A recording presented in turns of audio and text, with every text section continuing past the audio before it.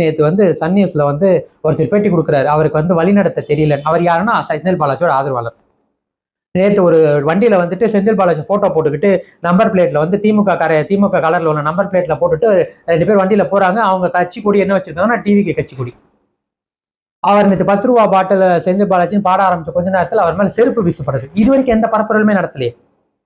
நேற்று வந்து அவர் பேச ஆரம்பிச்ச கொஞ்ச நேரத்துல கரண்ட் கட்டு செய்யறாங்க, டிரான்ஸ்பார்மரை உடைக்கிறாங்க, மக்களுக்கு நடுவுல பிரச்சனை பண்றாங்க. அப்ப மக்களுக்கு நடுவுல செந்தில் பாலாஜியோட ஆதரவாளர்கள் போகாம செருப்பு எப்படி வீசப்பட்டிருக்கும்?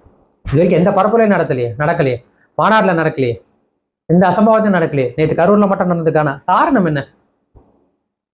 அப்போ வேணும்னே ஒரு குறுகலான இடத்துக்குள்ள கொடுத்து மக்களுக்கு நடுவுல திமுக ஆதரவுகளும் வந்து அதுல இவருக்கு மேல பேசும்போது செருப்பை வீசப்பட்டு நேற்று ஒரு பெண் குழந்தை அந்த இடத்துல காணாம போனதே அவர் மைக்ல சொல்லும் போது கூட அவரோட பதட்டம் அந்த குரல்லையும் தெரிஞ்சு, அவர் முகத்திலையும் தெரிஞ்சுது.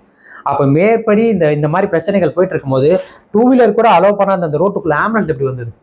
திடுதிப்புன்னு டிவிக்கு கட்சி கொடி போட்டு அவங்களோட கட்சி கொடி இருக்கிற ஆம்புலன்ஸ் எங்கேருந்து வந்தது?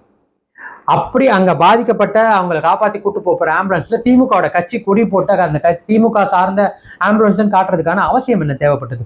வாட்டர் பாட்டில் கொடுத்ததுல திமுக வந்து விளம்பரப்படுத்த தேவை என்ன இருந்தது? அப்ப நீங்க என்ன சொல்ல வரீங்க?